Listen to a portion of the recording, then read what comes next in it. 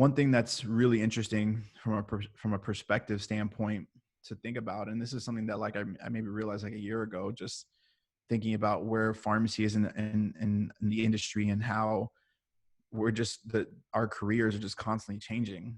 And then I started to and I did some research and I said, okay, when was a PharmD first given out, and when was a MD first given out, like a physician? Like when did they first start doing their having their role in healthcare? And it was something like 1950 was when we first gave out the first like PharmD, or the first PharmD program started. 1950, not in, relatively speaking, not super long ago. If you compare that to an MD, a physician, they got the first MD was like in 1780, like hundreds of years ago.